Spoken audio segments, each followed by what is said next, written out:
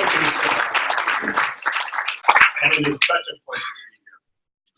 I am a rural Canadian through and through, and I'm going to be talking about how rural Canada can win with the fourth industrial revolution.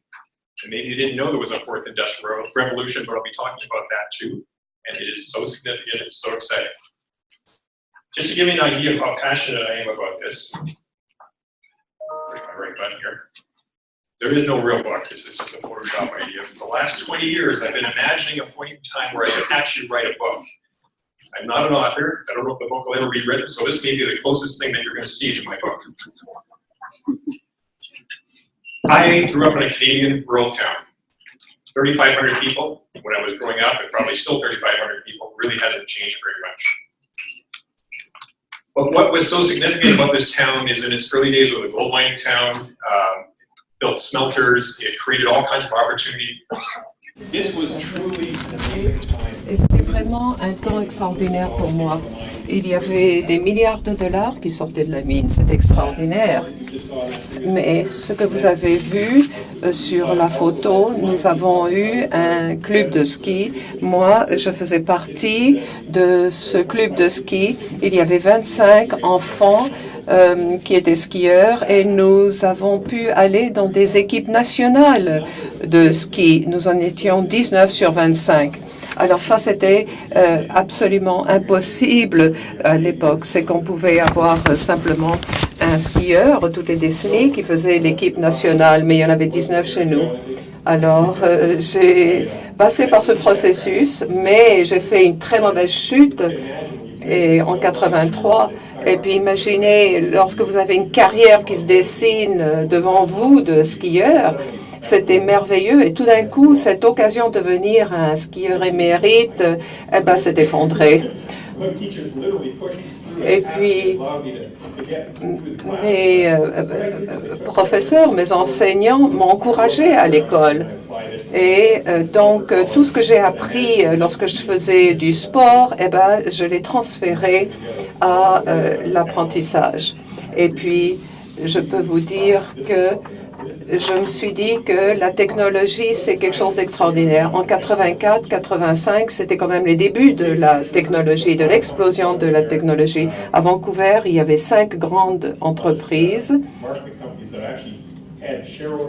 Alors, il y avait des actionnaires dans certaines de ces entreprises. Alors, cette entreprise que vous voyez à l'écran, c'était l'Internet avant l'Internet.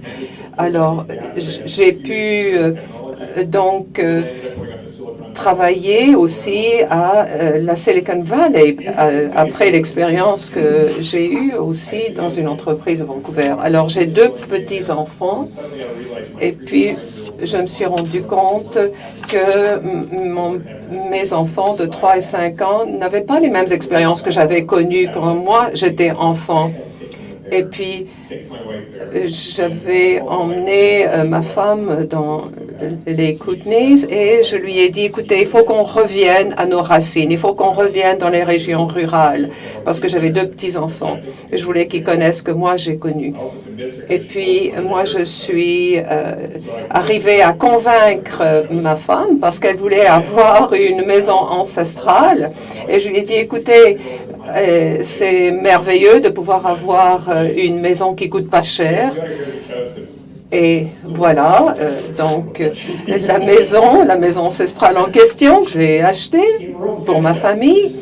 Alors, au Canada rural, j'ai pu construire 3 entreprises.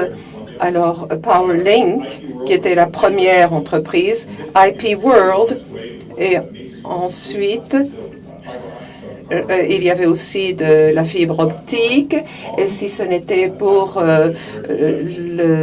l'ère.com, ça n'aurait pas vraiment réussi. Et j'ai commencé à travailler dans une entreprise qui s'appelait Rockforce. Rockforce. Cette entreprise a vraiment augmenté et il y a une présence partout dans le pays. Il y a une informatique par nuage. Alors vous voyez ici les points rouges, on était présents un peu partout. Alors il y avait beaucoup de choses qui se passaient aussi sur vidéo, etc. Ça vous donne un petit peu une idée de l'échelle de cette entreprise. Et tout d'un coup, quelqu'un a dit, écoutez, c'est temps de vendre cette entreprise Rackforce. Alors, je l'ai vendue. Et maintenant, je me suis dit, bon, qu'est-ce qui s'en vient? Ça a été le moment de la prise de décision. Alors là, j'avais un livre en tête. Alors, c'est un livre extraordinaire qui s'appelle Vivre le rêve, Living the Dream. C'est dans ce livre, donc, c'est un livre aussi qui s'appelle Bold. Alors, ce livre Bold parle de la richesse des occasions d'affaires, par des technologies exponentielles par rapport aux technologies linéaires, et aussi on parle de la Lune qu'on doit viser. Donc, point de mire, la Lune. Et puis, n'oublions pas, nous avions des fonderies dans notre région là. Et puis, on s'est dit, pourquoi on ne pourrait pas faire de la technologie aussi? Donc, j'avais cette pensée, c'est-à-dire viser la Lune, et j'essayais de l'appliquer à la région dans laquelle j'habitais. Et je me suis dit, écoutez, on va mettre l'accent sur l'environnement. Et moi, je me suis dit, je connais la technologie assez bien, et comment je peux appliquer tout ça à l'environnement? Et voici la stratégie de viser la Lune. Alors, cette stratégie point de mire la Lune, le point de mire la Lune ou viser la Lune, voici ce qu'il en est. Alors, il y a aussi d'autres livres qui m'ont vraiment impressionné, qui touchent la révolution industrielle. Alors ici, nous avons quelque chose de vraiment, c'est-à-dire la période de changement est beaucoup plus importante que ce que nous avons jamais connu. Et c'est la période la plus importante de notre histoire. Alors, c'est un petit peu comme l'histoire de l'humanité. Alors, quels sont les 4 points qui ont marqué la révolution industrielle? Eh bien, au point de départ, il y a eu l'énergie hydraulique, la puissance thermique, la mécanisation. Ça a été la première phase de la révolution industrielle. La deuxième phase, ça a été la production en chaîne, la chaîne de montage, l'électricité. Alors ça, c'était très important pour les régions rurales parce que nous avions une bonne distribution de l'électricité. Ce n'était pas possible avant. Donc, nous étions très gagnants au cours de cette deuxième étape de la révolution industrielle. La troisième étape de cette révolution industrielle, ça a été l'informatisation et l'automatisation. Et nous avions aussi l'Internet dans cette troisième étape. Et aujourd'hui, voilà où nous en sommes, cette quatrième révolution industrielle. Ce sont des systèmes cyberphysiques ou SCP. Alors, on parle de données importantes. Alors, peu importe si vous écoutez la radio de Radio-Canada, eh bien, il ne faut pas être nerveux parce qu'il faut saisir la technologie. Il y a des occasions qui se présentent à nous. Alors, comment est-ce qu'on peut arriver à saisir les occasions qui se présentent à nous? Il faut d'abord trouver l'équipe avec laquelle on peut travailler. Et aussi, il faut saisir le moment opportun. Il y a l'attraction qui est importante et la technologie aussi. Bon, vous l'avez peut-être deviné, je suis un spécialiste de la technologie.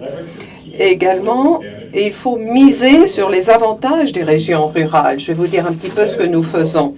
Un autre livre vraiment qui est marquant, alors ça s'appelle le Game Changers. Ça se passe aussi dans la Silicon Valley. Et c'est une formule tout à fait unique qu'on peut appliquer. Alors, ce livre-là est extraordinaire. Ça s'appelle Game Changer, c'est-à-dire la révolution. C'est cette époque révolutionnaire, innovante. Game Changer. Maintenant, je sais que vous avez ici beaucoup de textes à l'écran, mais je veux juste vous dire un petit peu ce que nous avons qui est tellement particulier. Alors, dans la Silicon Valley, il y a beaucoup d'entrepreneurs, n'est-ce pas? On a beaucoup de capital à risque, Mais je peux vous dire donc à la Silicon Valley, il y a beaucoup d'emplois, mais il n'y en a pas beaucoup dans les régions rurales. Alors, vous voyez, et on voit ici l'opposition entre la Silicon Valley et le Canada rural. Alors, bon, on peut dire que dans la Silicon Valley, il y a des personnes intelligentes et pleines d'assurance. Dans le Canada rural, on a des personnes intelligentes. On a dans la Silicon Valley une excellente éducation. Au Canada rural, une bonne éducation. Alors, nous avons aussi beaucoup de programmes dans la Silicon Valley. Alors, il y a beaucoup de réussite dans la Silicon Valley.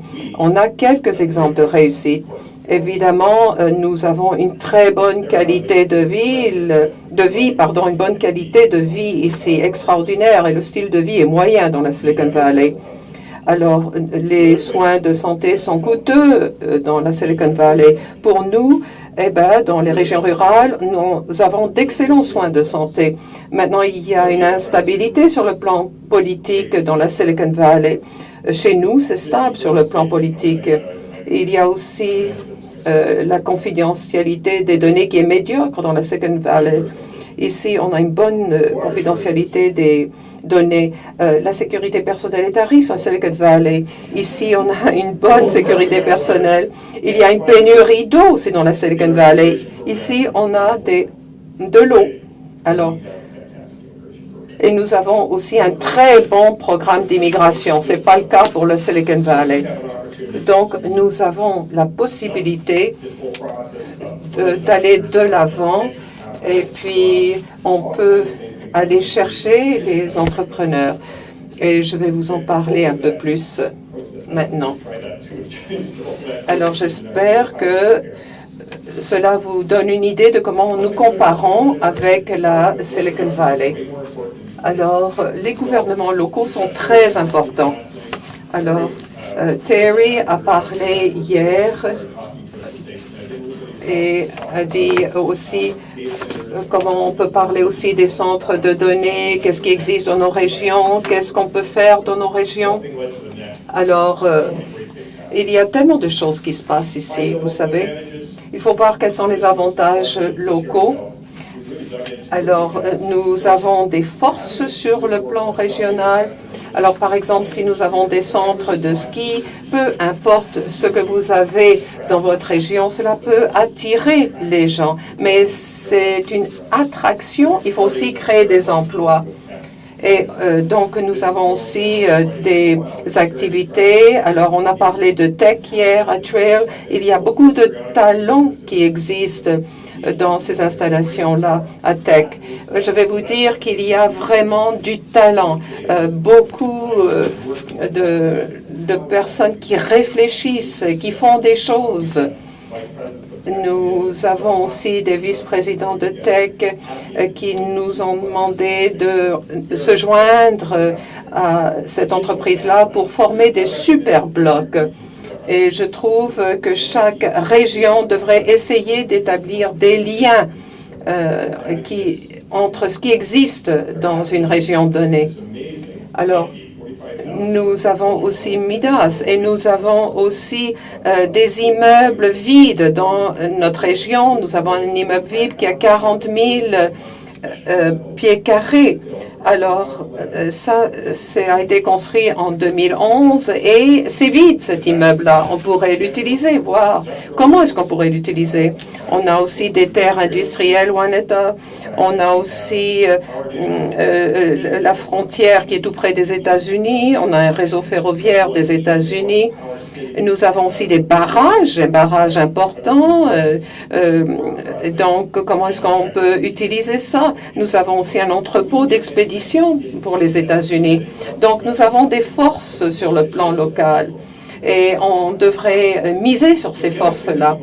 Autre chose qu'on a analysé, c'est de voir quels sont les avantages qui existent sur le plan régional. Alors, nous avons ici la métallurgie, ça c'est une force aussi. Ça représente une toute petite région, mais on peut avoir des partenariats ici dans les Kootenays, dans l'Est. on peut avoir un développement économique dans toute la région.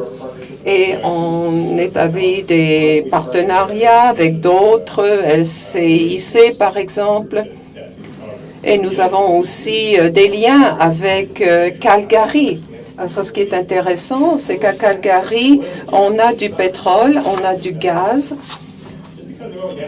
mais si cette industrie souffre, celle du pétrole et du gaz, ça ne veut pas dire qu'on ne peut pas faire beaucoup d'argent dans d'autres industries liées. Donc Calgary, c'est formidable pour établir des relations en tout ce qui touche les ressources naturelles. On a de très bonnes relations avec Vancouver aussi et avec la région de Kamloops.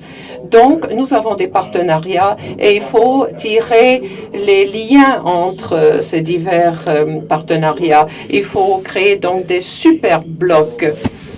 Donc, ces partenariats doivent adopter une formule gagnante. Bon, maintenant, je vais vous parler de comment on peut maîtriser notre destin. Et nous avons un livre qui s'appelle Take Control of the Master Switch. Alors, dans ce livre, on parle de téléphone, de radio, et puis on voit aussi l'évolution. Maintenant, l'Internet, est-ce qu'on se demande est-ce que ça va changer? Alors, comment contrôler l'Internet? C'est qu'il faut contrôler le réseau. Au cours des 17 dernières années, nous avons eu des initiatives à large bande. Et puis, ce n'est pas uniquement de la large bande, non, c'est aussi tout un réseau de fibres optiques. Et cela nous permet d'avoir toutes sortes de possibilités. Et souvent, c'est très coûteux. Par exemple, Telco. Alors, je dis simplement qu'aujourd'hui, il faut savoir où vous choisissez vos points d'intérêt. Maintenant, pour ce qui est des stratégies de mise en marché, hier, on a entendu parler de Metal Tech Alley. Il faut lier les compétences dans le domaine de la métallurgie, mettre ça avec d'autres compétences en technologie. Alors, il faut vraiment mettre ensemble toutes les compétences qui existent. Alors, évidemment, on peut vendre une façon de vivre qui soit agréable, de villégiature. Alors, bon, vous avez un centre de ski, mais il ne faut pas oublier que vous avez aussi la possibilité d'avoir une petite ville industrielle. Voilà un exemple de trail. Alors, on voit ici qu'il y a beaucoup de végétation, oui, et il y a des problèmes, mais on ne voit pas ici les efforts de tech pour régler les problèmes qui existent dans ces régions-là. Alors, on voit ici la fonderie à la droite. Alors, on voit ici la végétation qui reprend le dessus. On essaie de mettre beaucoup d'efforts pour la revitalisation du centre-ville. Nous avons des ateliers là. Et puis, on peut dire que l'air aussi est très pur dans cette région-là. Et bien souvent, les gens oublient qu'il y a eu beaucoup d'améliorations dans cette région-là. Alors, il faut faire la promotion de tous ces avantages-là. Alors, comment trouver les entrepreneurs dont vous avez besoin dans votre collectivité? Alors, je vais me prendre comme exemple, si vous permettez. Et moi, je suis un boomer. On me dit, lorsque je pense à la promotion des jeunes gens, ça vraiment, ça m'intéresse. Alors, il y a des personnes qui réussissent très bien, qui sont très jeunes et qui viennent s'installer dans les régions rurales. Et puis, ces jeunes gens veulent revenir dans leur région d'origine, mais il faut pouvoir les attirer ici. Alors, par exemple, moi, j'ai pu travailler, donc, revenir dans ma région rurale, et puis j'ai pu travailler avec aussi un partenaire qui s'appelle Tim Dufour. Donc, lui, il m'a aidé à installer mon entreprise dans la région rurale. Et puis aussi, Kim Portela s'est jointe à nous. Elle Elle est venue me rendre visite à Rossland. Moi, j'étais à Rossland. Et puis, elle s'est dit qu'elle allait s'installer dans la région, se joindre à mon équipe. Et ça, c'est formidable parce que cette personne-là, elle connaît bien les logiciels. Elle est bonne dans tout ce qui touche l'innovation, tout ce qui est aussi vert, par exemple. Elle est très intéressée. Maintenant, la stratégie de mise en marché, on s'est rendu compte qu'on devrait mettre l'accent sur l'Internet des objets, IDO en français. En anglais, c'est Internet of Things. Alors, c'est l'Internet des objets industriels. Alors, c'est quoi cet Internet des objets industriels? C'est la façon dont on relie tous les objets industriels existants ou inexistants à l'Internet. Ça, c'est très important parce que nous avons beaucoup de données et il faut ajouter des données en temps réel aux données déjà existantes. Bon, pour ce qui est de viser la Lune, eh ben, je reviens à mon idée. Donc, l'Internet des objets industriels représente 14,2 milliards de dollars. Et donc, dans beaucoup de provinces, la Colombie-Britannique, ailleurs aussi, il y a des incitatifs fiscaux qui sont intéressants. Alors, nous avons peut-être un investissement, c'est-à-dire si vous investissez $100, vous avez $30 qui peut être déductible des impôts.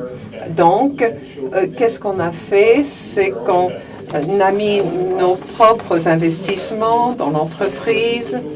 Et puis, on a des personnes qui sont vraiment intéressées à la haute technologie, des personnes qui veulent investir.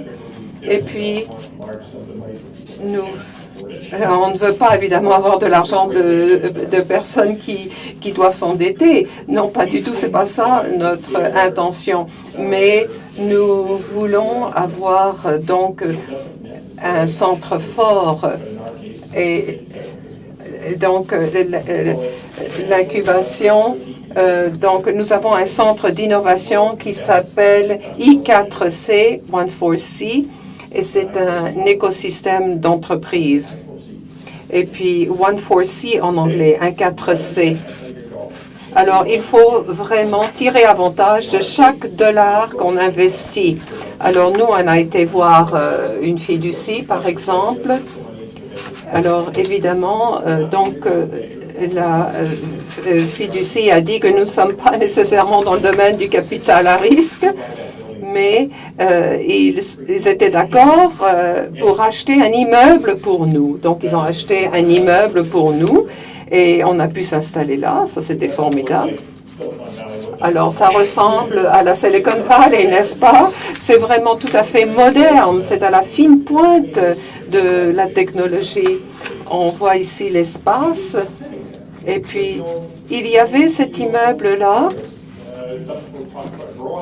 Alors, il y a des gens qui ne savaient pas quoi faire avec cet immeuble-là. Alors, on s'est assis à la table et on a créé une entreprise. Maintenant, il y a le fait qu'il faut aller chercher des subventions aussi. Alors, voilà, vous voyez Terry et d'autres. Et ensemble, on a créé un partenariat. Et puis, on est arrivé à avoir 800 millions de dollars. Notre responsabilité, c'était pour 200 millions de dollars. Et maintenant, nous avons attiré d'autres entreprises. Et on s'est rendu compte que notre cible, c'était l'ensemble des Amériques pour trouver le talent et les entreprises. Donc, on a ciblé les 3 continents américains. On voulait les attirer à la région. Et ça facilite l'accès aussi au marché des États-Unis. Par exemple, si on a une entreprise qui s'installe au Canada, eh ben, on a facilement accès au marché des États-Unis. Et aussi, on fait la promotion de l'immigration au Canada qui est excellente. Et on fait aussi la promotion des avantages uniques de la région. Alors, jusqu'à présent, vous voyez, on a une entreprise qui s'appelle Analytics Company. Alors, on applique l'intelligence artificielle pour arriver à une grande durabilité. Alors, nous avons un concept, c'est qu'on voit ce que vous faites et on voit aussi quelles sont les données qui peuvent vous affecter. Et puis, on fait en sorte que l'équipement va mieux fonctionner, etc., en fonction de qui vous êtes. Alors, nous avons eu des réunions absolument extraordinaires avec cette entreprise, Analytics. Nous avons aussi une société qui fabrique des capteurs. Et puis maintenant, cette entreprise qui fabrique des capteurs se retrouve chez nous, non plus de l'entreprise d'analyse, d'analytique si on veut. On a l'équipe, l'entreprise qui fabrique des capteurs. Nous avons une autre entreprise qui fabrique des drones. Et il s'agit d'entreprises qui offrent des services personnalisés aussi. Nous avons aussi une entreprise de chaîne de blocs. Et c'est quoi ces chaînes de blocs? C'est quelque chose d'aussi grand que l'Internet, même plus grand que l'Internet. C'est-à-dire que toute l'information est enregistrée et c'est une façon d'enregistrer les données pour toujours. Et on le fait de façon décentralisée. Il y a beaucoup de gens qui croient en cette chaîne de blocs. Donc, alors, par exemple, nous avons Bitcoin là-dedans, et c'est plus que ça. Et il s'agit de quelque chose qui pourra affecter les régions rurales. Et au lieu de toujours avoir des processus juridiques qui entrent en ligne de compte, non, c'est de prendre des données qui existent dans un endroit et puis d'arriver à les intégrer et de voir qu'il y aura des changements qui toucheront l'ensemble de la population. Donc, je vous demande aussi de lire le prochain livre que vous voyez à l'écran. Alors, nous avons acheté une première entreprise de chaîne de blocs. Il y a un livre qui existe là-dessus. Lisez-le donc. Alors, on a ici des serveurs de 6 kilowatts chacun. Alors, il y aura des contenants spécialisés dans lesquels on va les placer. Et c'est idéal lorsqu'on peut le mettre à l'extérieur de l'immeuble, d'ailleurs, tous ces contenants. Nous avons aussi des chaînes de montage. On se dit, pourquoi est-ce que vous voulez avoir des chaînes de montage alors qu'on a la Chine? Mais nous avons besoin de nos propres chaînes de montage pour être indépendants. Nous avons aussi la robotique qui entre en ligne de compte. Alors, nous avons aussi un programme de temps de mise sur le marché, ou DMM. Alors, on explique tout le processus, et on enseigne ce programme de temps de mise sur le marché et on essaie donc d'attirer les entreprises chez nous. J'ai parlé des super blocs, donc on travaille là-dessus en ce moment. On parle de technologie numérique. Bon, c'est quelque chose qui se passe en ce moment. Alors, vous avez peut-être besoin d'une grande ville, mais il faut qu'il y ait aussi un engagement de la part des régions rurales. Alors, ces super blocs sont très fructueux. Alors, des idées pour votre région rurale maintenant? Je vais terminer en vous parlant de ce qui existe dans bon nombre de régions rurales. Voici ce que nous avons dans notre région. Ici, à gauche, on voit un environnement qui est difficile. On peut mettre des capteurs pour voir s'il y a des problèmes dans un endroit. Alors même avant d'être sur le site, on sait s'il y a des problèmes.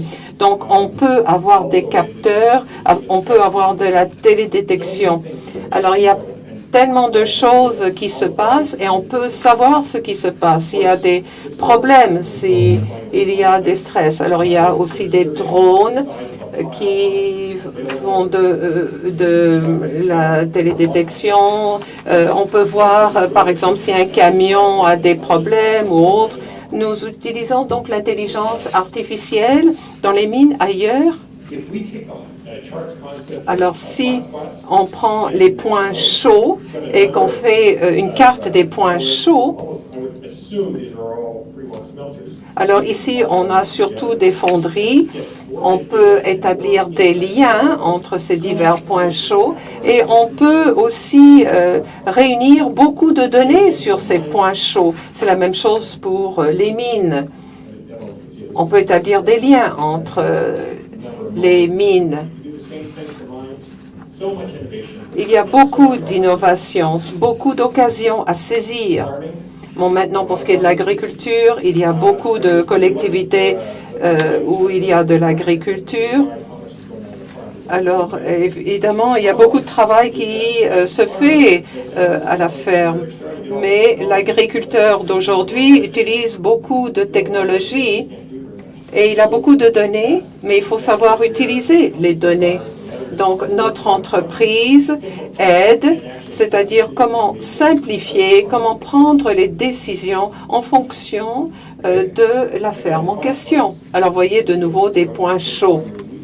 Alors, par exemple, si on a les céréales ou si on a les producteurs laitiers, si on établit des liens entre ceux qui ont des céréales et ceux qui ont des vaches laitières, on peut tirer des conclusions assez intéressantes.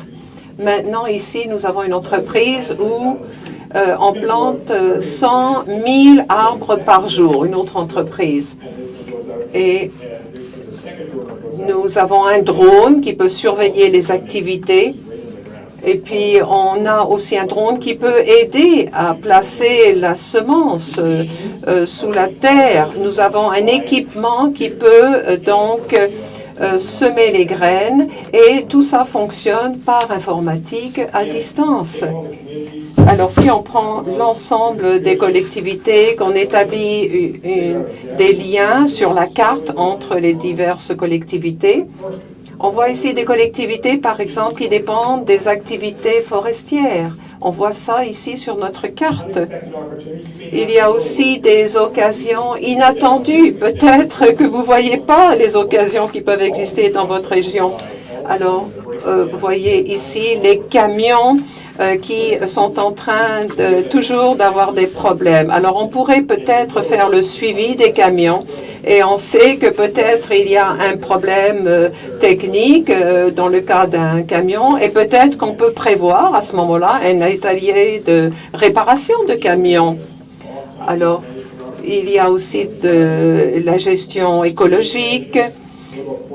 On peut aussi gérer les incendies de forêt. Bon, ça, c'est tout un défi qui se présente. N'oublions pas ce qui s'est passé cette année avec les feux de forêt. Alors ça, c'est ma présentation. J'espère que ça vous a aidé. Je peux simplement vous dire qu'il y a beaucoup d'occasions qui se présentent et qui existent dans la région. Et je pense que nous pouvons certainement faire le développement des régions rurales du Canada. Et nous pouvons donc collaborer. Nous devons travailler en tant qu'équipe. On ne peut pas travailler de façon indépendante. Nous avons besoin de travailler ensemble. Merci infiniment. Merci. Fin de la présentation du conférencier.